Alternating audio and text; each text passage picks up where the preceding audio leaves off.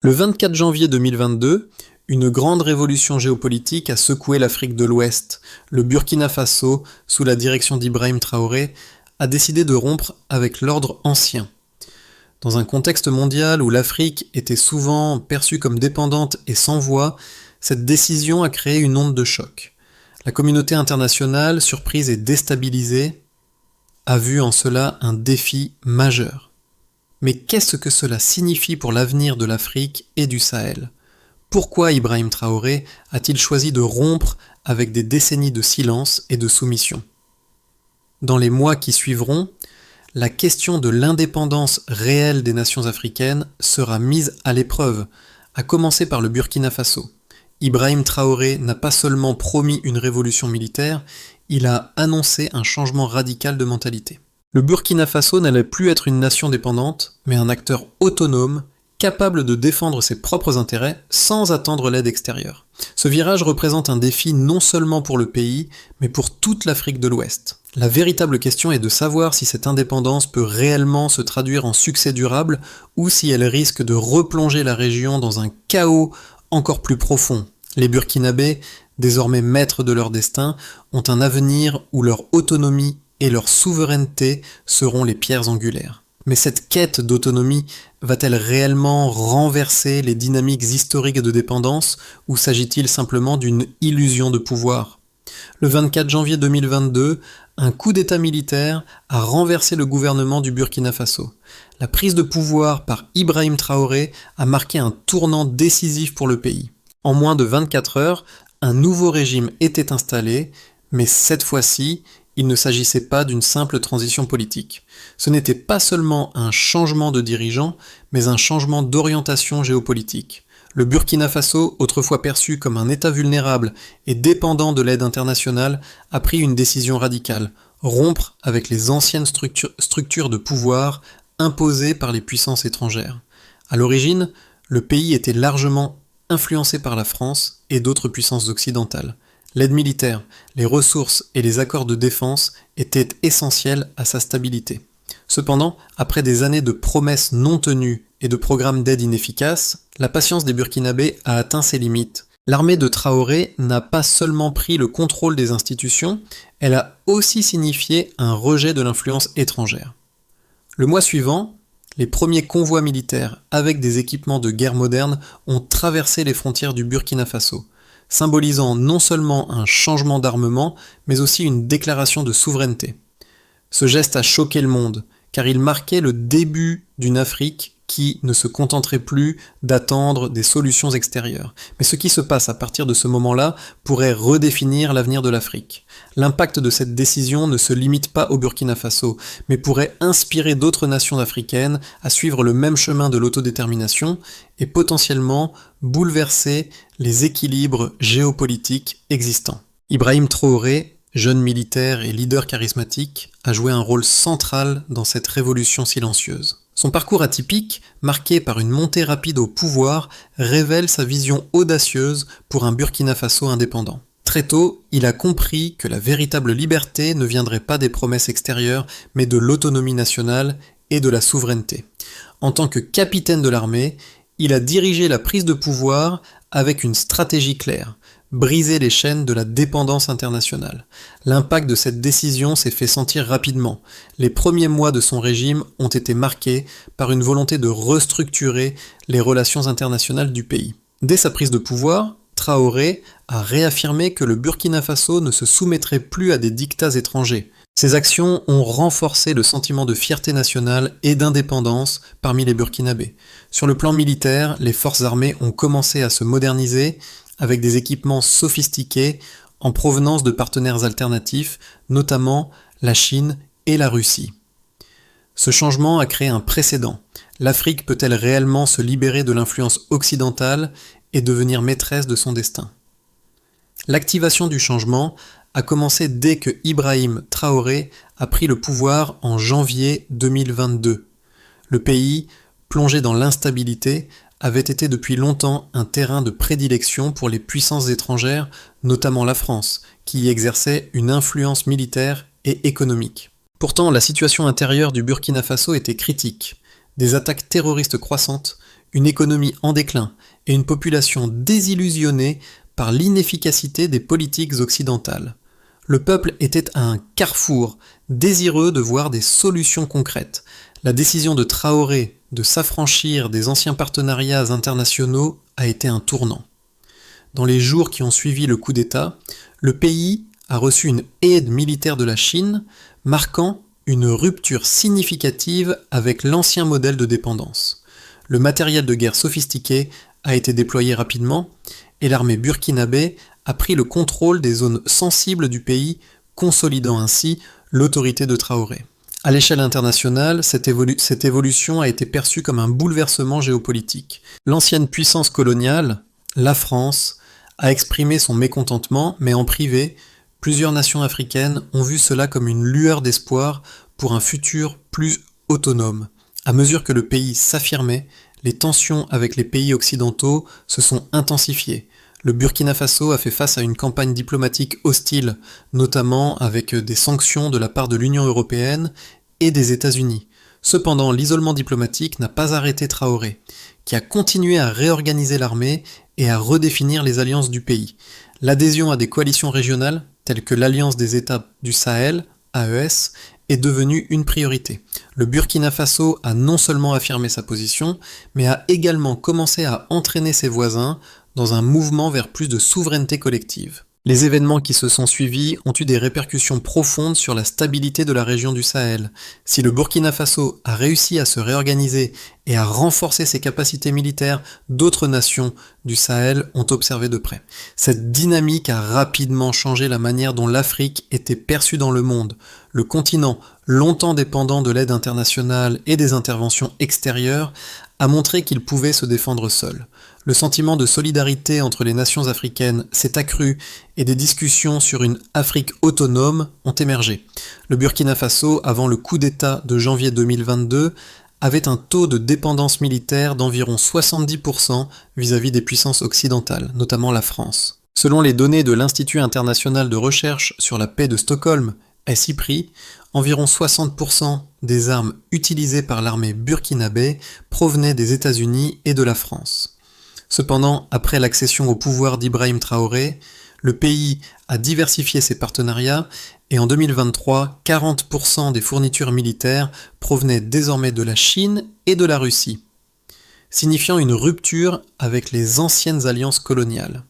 Ce changement n'est pas simplement une question de diversification des fournisseurs, mais un signe fort de l'indépendance retrouvée. Le Burkina Faso a ainsi réduit sa dépendance aux armes occidentales, tout en affirmant une politique extérieure plus autonome, marquée par des accords bilatéraux avec des puissances non occidentales. Ces décisions ont modifié les dynamiques régionales et ont donné au pays un pouvoir de négociation accru. Sur le plan économique, le pays a également réalisé des progrès. En 2023, le produit intérieur brut, PIB, du Burkina Faso a connu une croissance de 82%, un chiffre impressionnant dans le contexte de l'instabilité de la région. Cette croissance a été alimentée par l'augmentation des investissements dans les infrastructures, principalement dans le secteur de l'énergie et des transports.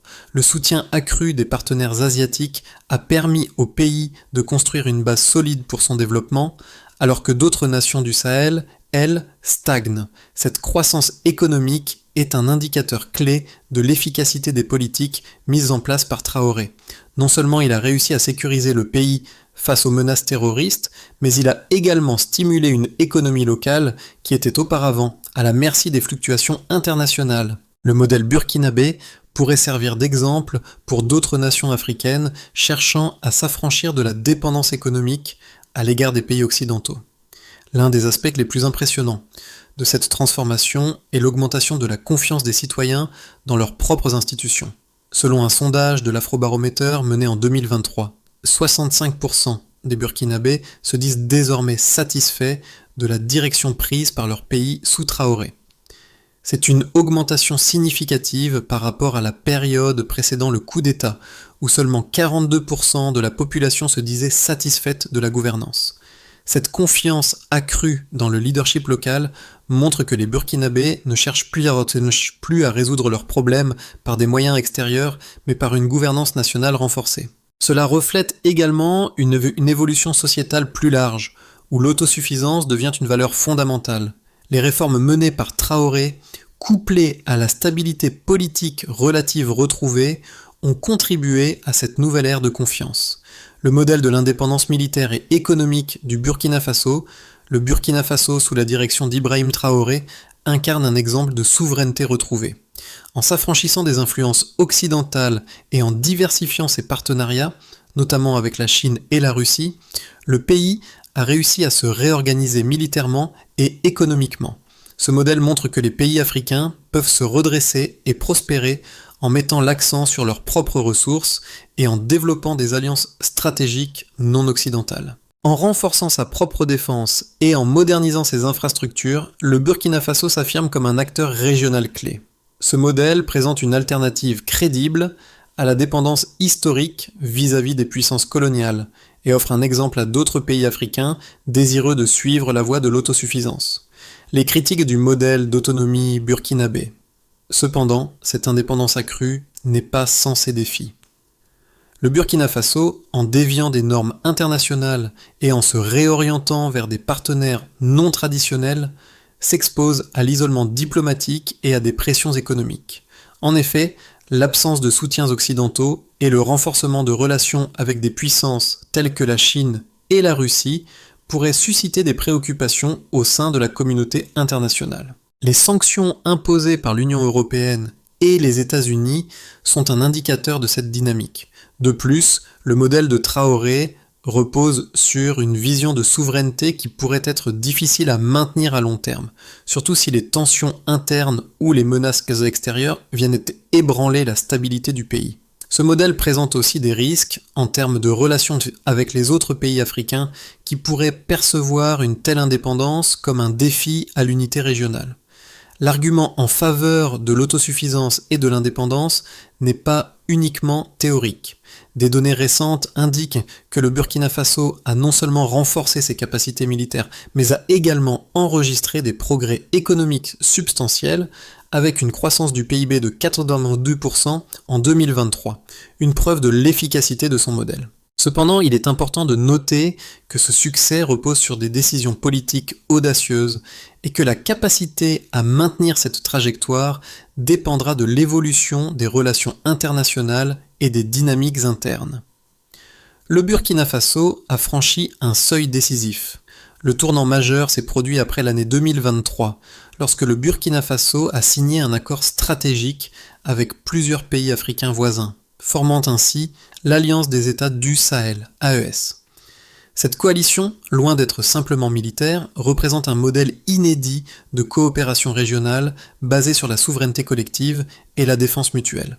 Contrairement à d'autres initiatives de coopération africaine qui ont souvent été influencées par des acteurs externes, l'AES repose sur une vision autofinancée et autonome. L'impact de cette alliance dépasse les frontières du Burkina Faso. Elle symbolise une rupture avec les anciennes dynamiques de dépendance et ouvre la voie à une nouvelle ère pour l'Afrique. Les pays membres de l'AES, en s'engageant dans des échanges de ressources, de renseignements et de soutien militaire, renforcent leur position face aux menaces communes.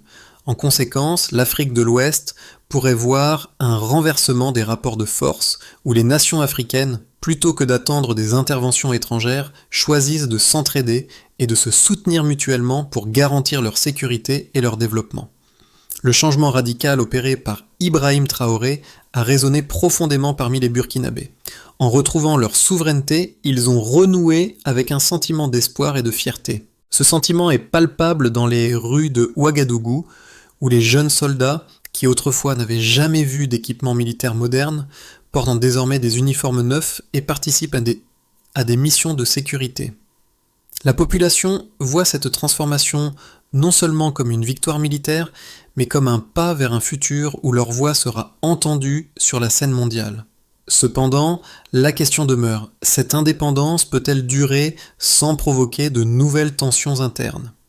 Pour les partenaires traditionnels du Burkina Faso, ce virage géopolitique a été source de préoccupation. L'isolement diplomatique que le pays a subi après avoir écarté les soutiens occidentaux a soulevé des questions.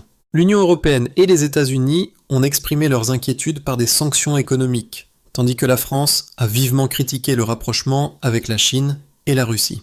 Ce retournement stratégique pourrait redéfinir les relations internationales et forcer les puissances occidentales à repenser leur rôle en Afrique de l'Ouest. Au sein de l'Afrique, cette initiative a trouvé un écho favorable auprès de plusieurs nations voisines. L'Alliance des États du Sahel, AES, est perçue comme une opportunité pour d'autres pays du Sahel, comme le Mali et le Niger, de se libérer de l'influence extérieure.